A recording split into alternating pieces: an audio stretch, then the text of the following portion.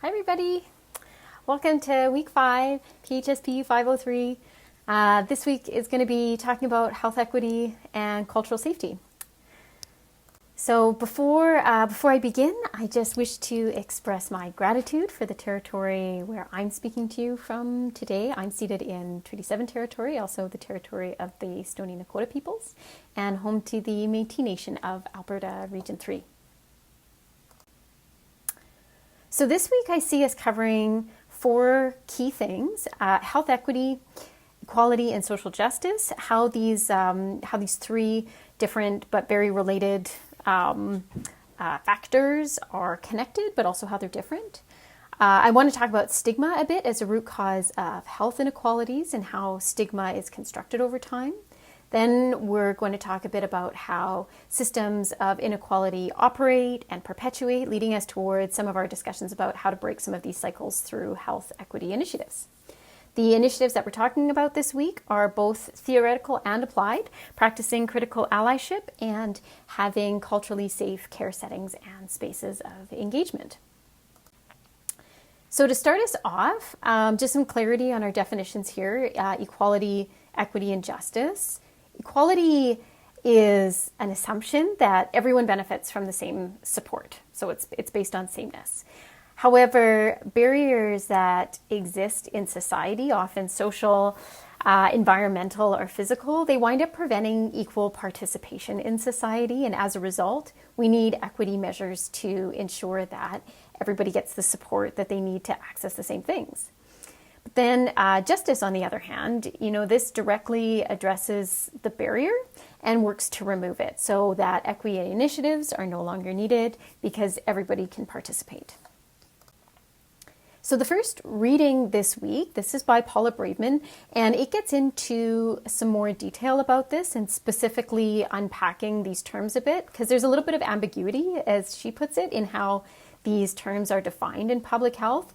And what she argues is that clarity of these terms is really important so that we can appropriately allocate resources where they need to go. And the second reference here, this is Hatzenbuehler and colleagues.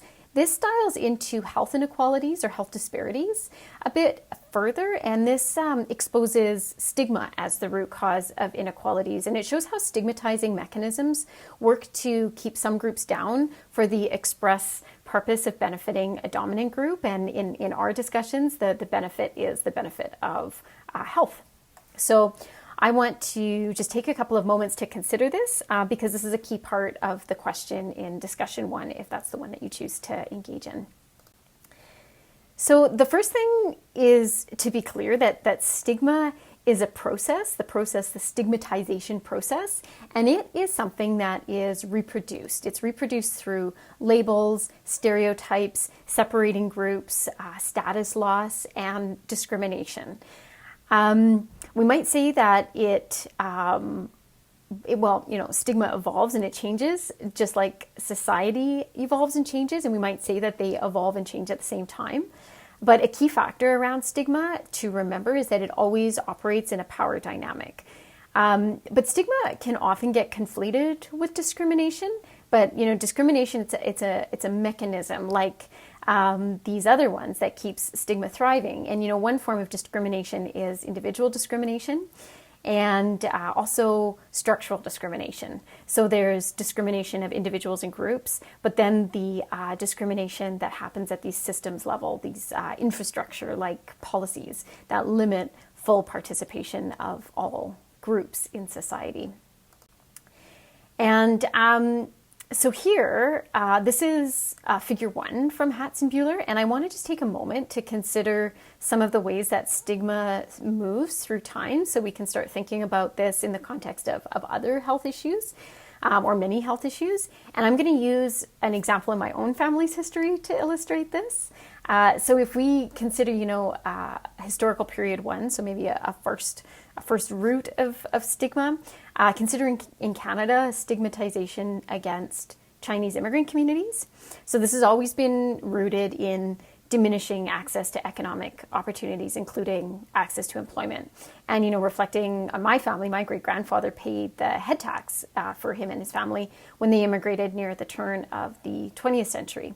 And the head tax was a way to disadvantage Chinese immigrants before they even arrived, never mind, limiting what jobs they were allowed to engage in. And so when we look at this diagram, this is one mechanism to exclude a group, and which ultimately has a result in health inequalities that persisted, over time for those groups. But then over time, again, sometimes these mechanisms might not necessarily be effective, or they change. So the head tax, using that as an example, this was removed in 1923, and then there was just simply the Chinese Exclusion Act, and that just prohibited Chinese people from immigrating to Canada at all. But this wasn't repealed until 1947, and that was the same year that Chinese Canadians were able to vote. And so what happened instead was a different mechanism of exclusion, and that was that Chinese Canadians were subject to anti-Chinese bills that were in our legislation, and these restricted civil and political rights of Chinese Canadians. My grandfather, for instance, he was born in Calgary in 1916, but he wasn't recognized as a Canadian citizen. He wasn't able to have a profession or be in public office. Same with the other people in his community. And this was all rooted in economic disenfranchisement, and it didn't change until after 1947. That didn't necessarily mean that society changed immediately, but certainly it wasn't in our legislation anymore. And so, we think about this and how this moves over time, because it does evolve. We don't have these policies anymore. This M1, the head tax, or these anti-Chinese bills, those pathways have been broken. But there's other mechanisms that creep in, other ways that some of these things, continue to persist. And I thought about this in the context of some of the anti-Asian racism during COVID. And it's so sad that some of these things, they're still rooted in society, and we still have a lot of work to do to remedy that. So it's really important to understand that when we see health inequalities, using Dr. Lopi's tree analogy, that we need to trace these pathways to their roots so that we can understand what it is we actually need to dismantle in order to create lasting change. And so because we know that stigma is rooted in a power dynamic, we need to unpack this in order to understand how it creates inequality and how it's placed some people on the side of privilege and some people on the side of oppression. And this coin model, this is from Dr. Stephanie Nixon, I think is a really great way to understand this, understand the complexity of this in using a simple model. And this is part of the content for this week. So about the coin model, it has its basis in an intersectional framework, and that's a framework that we'll dig into a little bit more in week 9. And this tells us basically that each individual occupies many different social categories simultaneously, and that those categories occupy simultaneous positions of historical privilege and oppression. So, while stigma has given rise to many of the systems of inequality, the isms like, racism, sexism, cis-heterosexism, ableism, we might be part of a stigmatized group in some situations and then not in others. We have very multifaceted identities, and I'll use myself as an example here. I am on the top of the coin in so many of these categories. I was born upper middle class, I'm racialized white, I have settler ancestry, I'm able-bodied, I'm straight, I identify as cisgendered, but I'm female. And so there's going to be some structural barriers that I face in my life, and interpersonal barriers too. That means I might have different opportunities to access certain resources, and that cis or trans men might not encounter. I've also been thinking a fair bit about the article on influencing factors versus deterministic factors, and I think it's important to consider that stigma also isn't necessarily destiny. It's just that it works to make things a little bit harder for some groups and a little bit easier for others, or a lot bit easier for others and a lot bit harder for others. So this coin model, this is in the coin model of privilege and critical allyship, implications for health. This is one of our readings this week. It's presented in this paper, but you also have the option of watching the talk that she gave that presents this paper's content. And honestly, she has such an incredible ability to make these concepts really accessible. If you're able to both read and watch the video, I'd recommend it. It's wonderful to hear about her model, though. And what I really like about this is she also introduces the concept of practicing critical allyship. And so while we're talking about these structures of inequality, she lays out a really sensible framework to be able to work in solidarity with communities on the bottom of the coin to dismantle some of these structures that give rise to these systems in society.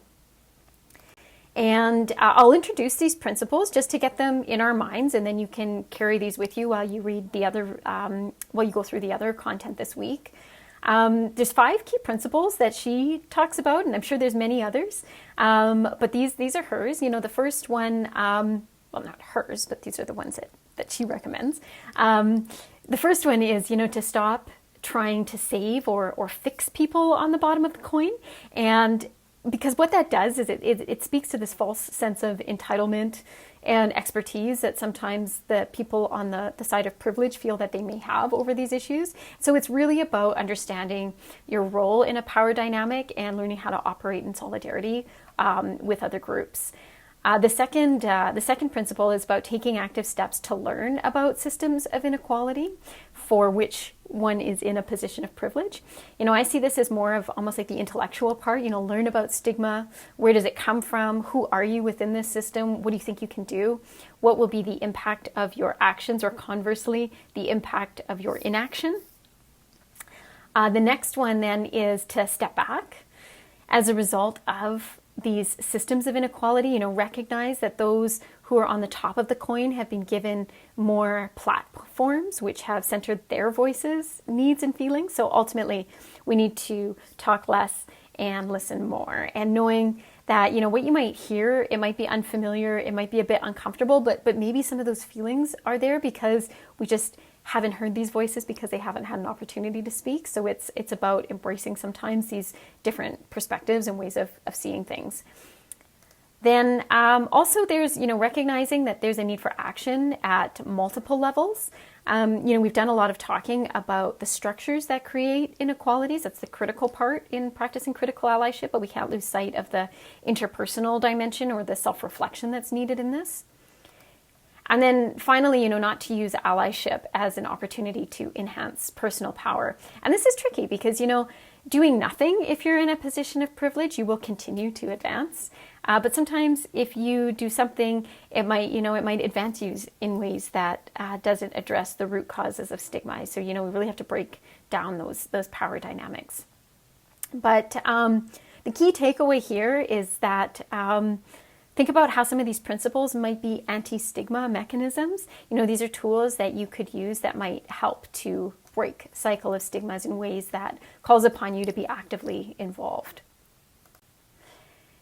So now, finally, cultural safety. Another tool that might be an anti-stigma mechanism. So let's chat a little bit about what this is and how it applies to promoting health equality. Cultural safety came about in the 1980s with nurses in New Zealand when they recognized that supporting the health needs of Maori people, it needed to begin with how nurses were being educated and that more Maori nurses were needed in the workplace. And the concept of cultural safety, was solidified with safety standards in 1988. And what it did is it really considered that recognizing or overlooking cultural differences were putting people at risk, and that not recognizing difference or recognizing that people were in unique social, cultural, and historical locations was really problematic in care settings. And so what it does is it asks service providers to recognize the many ways that people experience life and experience the world. So from a theoretical standpoint, care that's culturally safe recognizes that historical, political, social, and economic contexts shape people's health and their experiences with healthcare providers. So the content and media that's required for this week. There's a backgrounder or a refresher on this, and this is Dr. Lopi's cultural safety presentation, and then also her portion of the talk, Racism and Privilege in the Everyday, and that was part of the Indigenous Cultural Safety Collaborative Learning Series. And this is going to draw a bit to the structural determinants of health conversation that we had in week 3, but also lay some of the foundational pieces for our discussion on cultural safety. So what we're going to do then, what we've asked is for you to take all of this theoretical knowledge, and review one of the 3 following articles and consider it as a case study. So just pick one. These are examples of cultural safety in practice that are working to address a health equity issue within a particular group or population and centering their unique needs and lived experiences. And the first is specific to Amish and Low German Mennonite communities, the second to people who use drugs, and the third is specific to accessing midwifery services in Inuit villages in Nunavik. So have a look at these and think about which one maybe resonates with you, or that maybe you would like to learn a little bit more about, or one that you maybe have some knowledge in and you want to consider it within the context of some of these other principles, enjoy that. So just in summary, let's redraw this stigma diagram to see how all of these elements fit together. So there's these structural beliefs, these power dynamics that perpetuate stigma. It's upheld through various mechanisms that are systemic, interpersonal, and ultimately, they lead to health inequalities between populations. So therefore, we need solutions that address the roots of these inequalities, and maybe cultural safety, practicing critical allyship. Think about some other ones maybe that are relevant for you. And what we need these for is to block these stigmatizing mechanisms so that we can work towards equality, on a much bigger scale. So I hope that provides you with a good foundation to kick off week 5. Matt and I are available for questions, and I know that your photo voice assignment is due October 13th, so it's going to be a busy week, but I'm sure one that you'll all have a lot to contribute to. So thanks for sticking around for this talk, and again, always appreciate your attention in these, and have a great week. Take care.